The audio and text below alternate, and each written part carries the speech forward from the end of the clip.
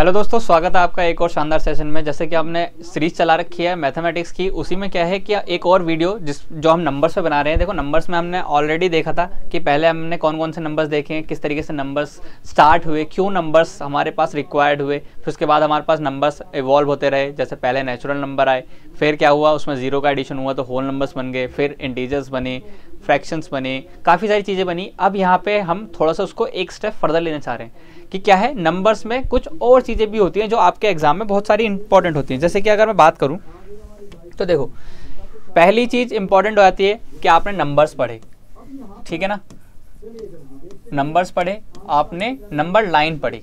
बताया था ना आपको नंबर लाइन कि यहाँ पे अगर आपका जीरो है तो इधर साइड को आपके क्या है, पॉजिटिव नंबर्स हैं, ठीक है, और इधर साइड को क्या है, आपके नेगेटिव नंबर्स हैं। तो आप जानते हैं कि यहाँ पे क्या है, जब हम राइट साइड को पढ़ते हैं 1 2 3 4 इस टाइप से को पढ़ते हैं तो क्या है, ये इंक्रीजिंग ऑर्डर होता है। और यहाँ पे क्या है, नंबर्स छोटे होते जाते हैं, जैसे -1 -2 -3, ये क्या है, ये नंबर -3 -1 से छोटा है, ठीक है ना।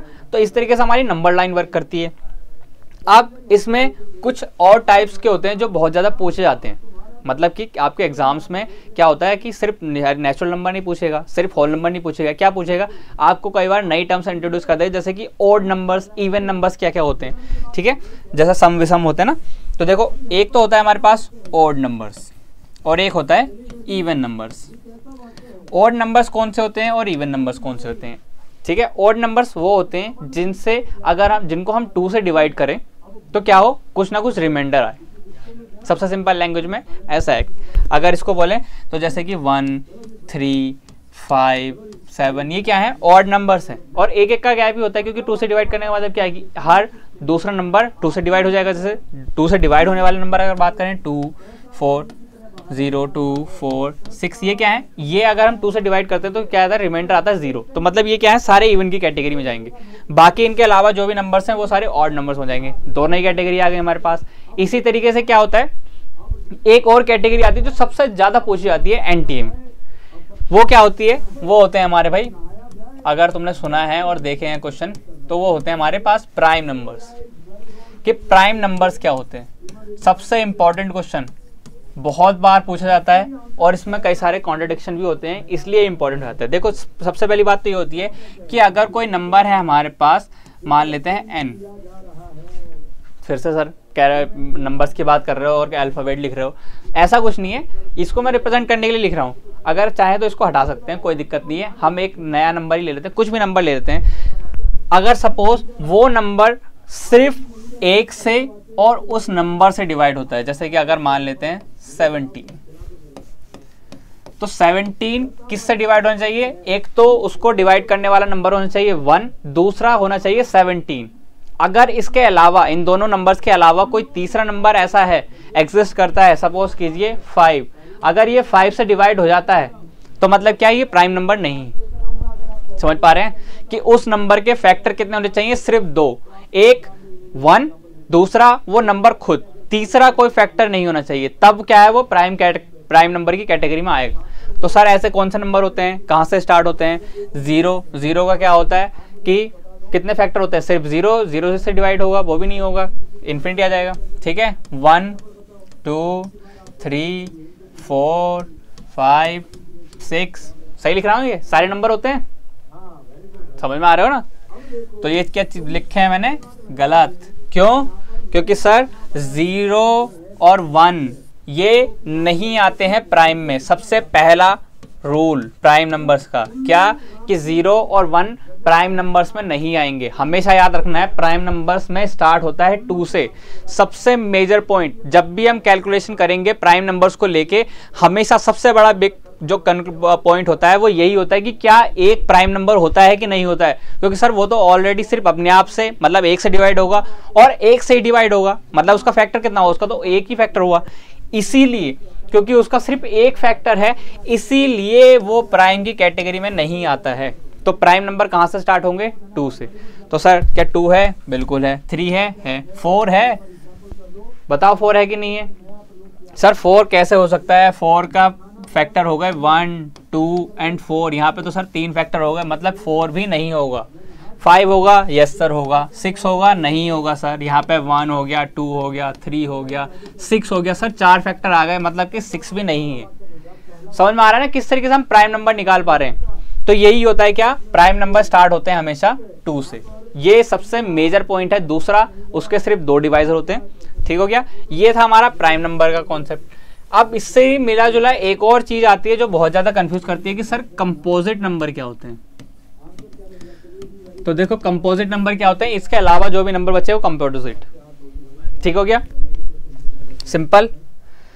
आगे एक सर नया जो नाम हम सुनते रहते हैं वो क्या होता है, एक हम फ्रैक्शन के बारे में बहुत सुनते हैं, और ये आपका क्या है, आगे आने वाला एक पूरी यूनिट है कि फ्रैक्शंस क्या होती हैं सर। तो देखो फ्रैक्शन क्या होती हैं, फ्रैक्शन होता है अ पार्ट ऑफ। फ्रैक्शन का मतलब होता है अ पार्ट ऑफ, मतलब कि देखो किसी भी चीज का हमेशा पार्ट हो सकता है। जैसे कि अगर ये एक कंप्लीट यूनिट है तो इसका क्या पार्ट हो सकता है, ये क्या हुआ 1/2 1/2।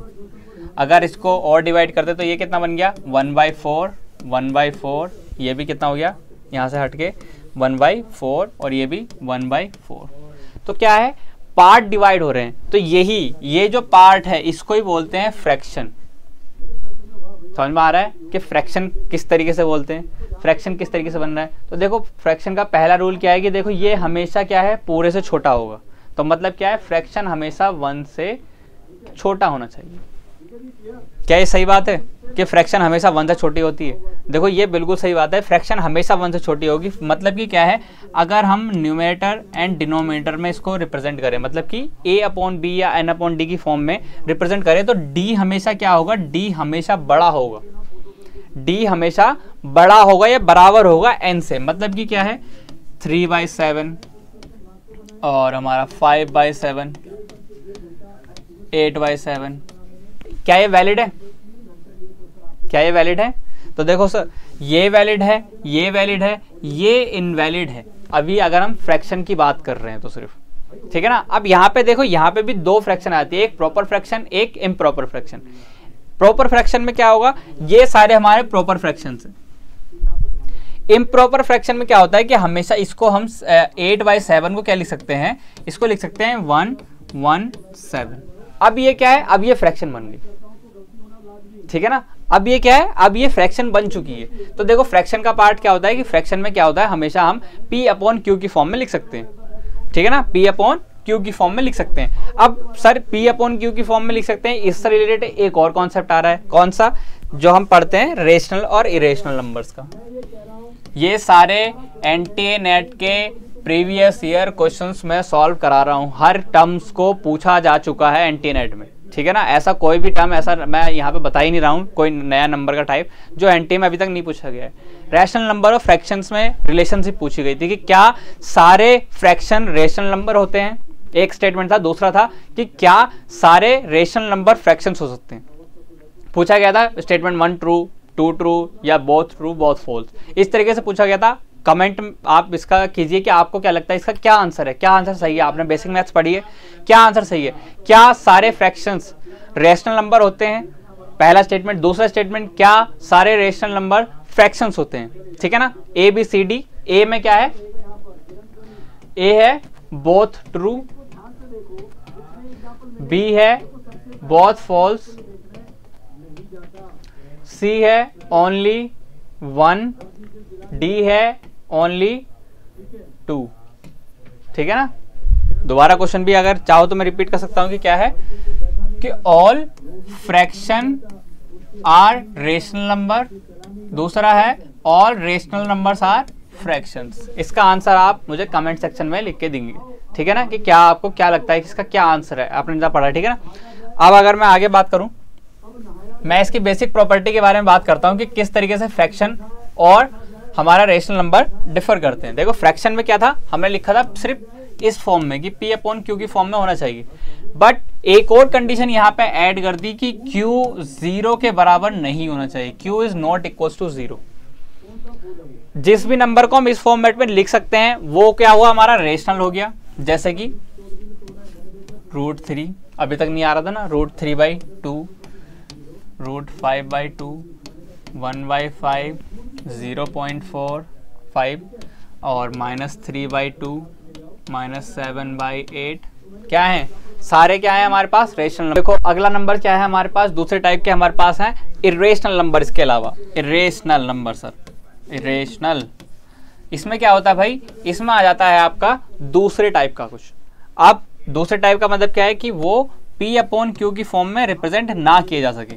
अब देखो यहाँ पे एक जो गलती आपने किसी ने नहीं बताई वो क्या है कि सर जो रूट्स वाले नंबर होते हैं, जो रूट वाले नंबर होते हैं वो रेशनल नंबर्स में नहीं आते हैं, ठीक है ना, वो आते हैं किसमें, इरेशनल नंबर्स में, क्योंकि इनको हम रिप्रेजेंट नहीं कर सकते हैं P/Q की फॉर्म में, ठीक है ना। डिफरेंस समझ में आ रहा है। ये देखो मैंने यहाँ पे गलत बताया था, जो आपने किसी ने नहीं बताया अभी तक, ठीक है। ये दो नंबर के टाइप और मिल गए हमारे पास, रेशनल और इरेशनल, ठीक है ना। तो ये था हमारा नंबर सिस्टम का कॉन्सेप्ट। अब इससे अगर हम एक स्टेप ऊपर जाएं तो हम कहाँ पहुंचते हैं, हम पहुंचते हैं हमारे बेसिक ऑपरेशन पे जो हम कर रहे थे, एडिशन पे, या इसको बोलते हैं क्या, सम। अब ये क्यों इंपॉर्टेंट हो रहा है, कर रहे हैं क्योंकि देखो एडिशन से निकलने वाला है सम, और सम का यूज होता है हर जगह। मतलब कोई भी आप बेसिक ऑपरेशन करोगे तो सम तो यूज होगा ना। और सबसे बेसिक मैं जो बताना चाह रहा हूँ, यहाँ से जाना चाह रहा हूँ मैं एवरेज की तरफ, क्योंकि सबसे बेसिक जो हमारा कॉन्सेप्ट होता है ना, एवरेज होता है, ठीक है ना। एवरेज क्या हुआ भाई हमारा, कि जैसे निकालते हैं ना हम कि 4 लोगों का वेट कितना था, अगर तो उनका एवरेज कितना होगा। 10 लोग, एक पर्सन ने 10 इनिंग में इतने रन बनाए, तो उसने 11वीं इनिंग में कितना रन बनाया कि उसका एवरेज ऐसा हो गया। ऐसा क्वेश्चन आपने देखे होंगे ना, एंटीनेट के प्रीवियस ईयर क्वेश्चन भरे पड़े हैं एवरेज के क्वेश्चन से, और 2022 में तो एवरेज और रेशियो के क्वेश्चन बहुत ज़्यादा आए। तो उसी एवरेज पर जाने के लिए क्या करना चाह रहा हूँ मैं, यहाँ से सम से होते हुए जाना पड़ेगा, क्योंकि उसमें सबसे ज़्यादा जरूरत पड़ती है सम की। क्यों, क्योंकि आपने देखा ही है कि एवरेज का फॉर्मूला क्या होता है, एवरेज का फॉर्मूला होता है कि sum of all terms divided by total number of terms. तो इसमें क्या जरूरत पड़ने वाली है, हमें सम की जरूरत पड़ने वाली है। देखो यहाँ पे मैंने एवरेज खत्म कर दिया, जो एवरेज इतना परेशान करता है वो क्या है, वो खत्म हो चुका है, क्योंकि इसमें जरूरत क्या है, सिर्फ हमें सम की जरूरत है और टोटल नंबर ऑफ टर्म्स की जरूरत है। एवरेज खत्म, ठीक है ना। अब इसी को हम क्या है अलग अलग तरीके से देखेंगे, किस तरीके से सम निकाल सकते हैं, किस तरीके से हमारा बाकी हम जैसे कुछ ट्रिक्स होती हैं, 1-2 ट्रिक्स होती हैं, अलग अलग टाइप के क्वेश्चन आते हैं। अदरवाइज क्या है, आपका एवरेज खत्म हो गया। एवरेज सिर्फ आपका इतना ही होता है कि टोटल नंबर जितने भी हमारे टर्म्स हैं वो डिवाइड करें किसको, जो हमारा सम ऑफ ऑल टर्म्स आ रहा है। जैसे कि अगर हम एग्जाम्पल के लिए मैं बोलना चाहूँ कि जैसे मान लीजिए हमारे पास 2, 3, 7, 8 ये 4 टर्म्स है, तो इसका सम कितना होने वाला है, मतलब एवरेज निकालना चाहता हूँ मैं इसका। तो एवरेज के लिए क्या चाहिए होगा, सम चाहिए होगा। इनको ऐड किया तो कितना हुआ 20। टोटल नंबर कितने थे 1, 2, 3, 4, तो कितना एवरेज आ गया 5। एवरेज खत्म, टाटा बाय बाय, खत्म हो गया, बस इतना ही था एवरेज, ठीक है ना। अब इसमें सर कहते हो आप अलग अलग टाइप के क्वेश्चन आते हैं, अलग अलग ट्रिक्स होती हैं, अलग अलग टाइप के क्वेश्चन आते हैं। उन सबको करने के लिए क्या है, आपको सम को जानना होगा। तो इसलिए क्या है, हम स्टार्ट कर रहे हैं सम पहले, ठीक है। सम की बात करूं तो देखो सम में क्या होता है, कुछ हमारे पास बेसिक फॉर्मूले होते हैं जो हम सम कर सकते हैं। बेसिक समेशन तो वही होता है कि नंबर्स को जोड़ते रहो, ठीक है ना। बट कुछ हमारे पास क्या होता है, सीक्वेंस होते हैं। जैसे सीक्वेंस में सबसे पहला जब हमने पढ़ा था, नेचुरल नंबर का पढ़ा था हमने, नेचुरल नंबर सबसे पहले पढ़े हैं। तो अब नेचुरल नंबर सबसे पहले आ रहे हैं, तो इनका सम भी तो पढ़ना पड़ेगा हमें। 4, 5 इन्फिनिटी तक जा रहा है। किसी ने कह दिया है कि sir sum of natural number first 10 natural numbers कैसे निकलेगा, जोड़ते रहें सर इसको। चलो 10 तक जोड़ लेंगे, ठीक है, 55 आ गया मान लेते हैं। बट अगर तुमसे कह दिया जाए कि फर्स्ट 100 का बताओ, फर्स्ट 1100 का बताओ, तो कैसे हम निकालोगे। तो इसके लिए तो सर हमारे पास कुछ ना कुछ सीक्वेंस होना चाहिए, कुछ ना कुछ फॉर्मूला होना चाहिए, तभी हम आंसर निकाल सकते हैं। वरना हम कैसे निकाल सकते हैं, किसके पास कोई लॉजिक छोड़ना है कि हाँ भाई सिर्फ मतलब ऐड करते रहो और सिर्फ हम आंसर से निकाल देंगे। तो देखो इसके लिए हमारे पास जो फॉर्मूला होता है क्या, first n natural numbers, first n natural numbers का जो फॉर्मूला होता है वो यहीं पे लिख देता हूं मैं, कि ये होता है अगर n है, इसको मैं n से रिप्रेजेंट करूं तो क्या है, sum equals to n into n plus 1/2, note कर लो, लिख लो कहीं भी, बहुत ज़्यादा इंपॉर्टेंट होने वाला है आगे वाले बहुत टाइम के लिए। हर यूनिट में इसकी जरूरत पड़ सकती है, कहीं भी आपको नंबर्स से रिलेटेड अगर कुछ भी आ रहा है, सबसे बेसिक चीज़ जो है वो यही है कि सम किसका है, नेचुरल नंबर्स का। ठीक है, अब देखो इसमें अगर मैं एवरेज की बात करूं तो एवरेज क्या हो जाएगा, अभी अभी हमने पढ़ा कि सर एवरेज इक्वल्स टू होता है सम divided by total number of terms.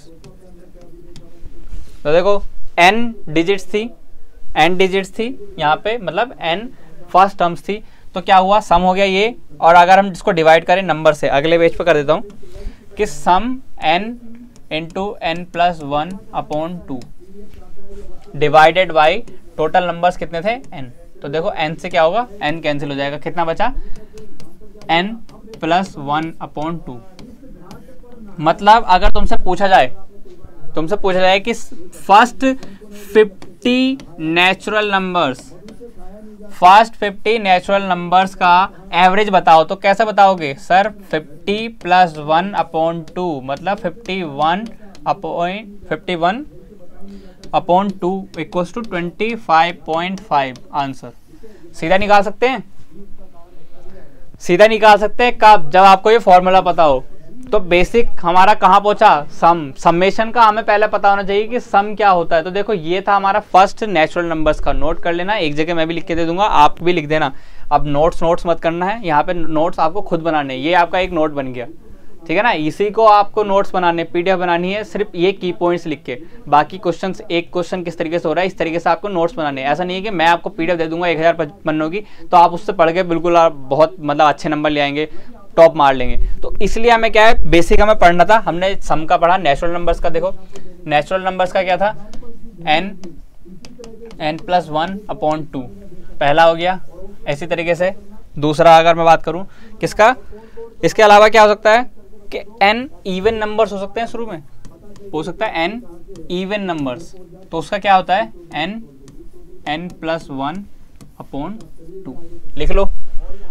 लिख लो इसको। सेम हमारा होता है, सेम नहीं मतलब एक और हो सकता है कि फर्स्ट n ऑड नंबर्स, क्या लगता है सेम होगा, फर्स्ट n ऑड नंबर्स का होता है n स्क्वायर। याद रखना ये बहुत ज्यादा इंपॉर्टेंट है, सीधे सीधे क्वेश्चन इनसे बने हुए हैं, ठीक है ना। फर्स्ट 7 ऑड नंबर्स का एवरेज बताओ, सम करने बैठोगे बहुत टाइम लगेगा, सीधा सीधा फॉर्मूला लगाएंगे आराम से, यहाँ पे n से डिवाइड कर दोगे n आंसर आ जाएगा, ठीक है ना। 4 पे इवन हो गया, ऑड हो गया, नेचुरल नंबर हो गया। अब हमारी पहुंचती है जो मेन होती है वो होती है स्क्वायर्स। ये भाई सबसे इंपॉर्टेंट, सबसे ज़्यादा पूछने वाली सीरीज। स्क्वायर मतलब क्या होता है, 1 का स्क्वायर, 2 का स्क्वायर, 3 का स्क्वायर, 4 का स्क्वायर अप टू n का स्क्वायर, मतलब फर्स्ट n डिजिट्स के स्क्वायर का सम। समझ में आ रही है स्टेटमेंट, शुरू के सही लगेंगे, जैसे ये हो गया 1 4 9 16, सो इनको ऐड करना आपको बढ़िया लगेगा कि 4 डिजिट से आराम से ऐड कर ले। जब ये n पहुंच जाता है ना 100, तो 100 का स्क्वायर निकालते निकालते निकल जाती है हवा, और फिर उसका सम करना है 99 के स्क्वायर के साथ, फिर 98 के स्क्वायर के साथ, मतलब हेल ऑफ अ टास्क, ठीक है ना। तो उससे बचने के लिए क्या होता है, उसके बचने के लिए होते हैं हमारे पास ये फॉर्मूले, जो फॉर्मूला मैं आपको यहाँ पे लिख रहा हूँ, इसको ध्यान से नोट कर लेंगे। क्या है, n प्लस 1, n प्लस 2, नहीं n प्लस 2 नहीं, इसको मैं अगले पेज पे लिख देता हूँ, यहाँ पे जगह कम पड़ती है, एक मिनट।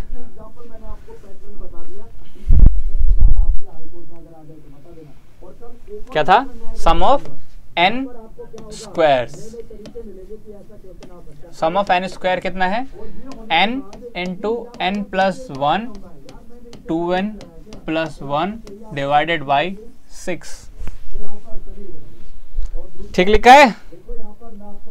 ये आप बेसिक एपी जीपी में पढ़ के आए हैं, AP GP arithmetic progression, geometric progression 10th class में चैप्टर होता था, उसमें हम पढ़ते थे फर्स्ट टर्म लास्ट टर्म सम निकालना, उसी से निकले हैं ये फॉर्मूले, कोई मैंने अपनी तरफ से बनाई नहीं है, ठीक है। चाहे तो टाइम मिलेगा तो हम इसको ड्राइव करने के भी देख सकते हैं, अदरवाइज आप इसको सिर्फ यूज़ कीजिए, ठीक है ना। अब ये हो गया हमारा, कौन सा था ये, 4th नंबर का था।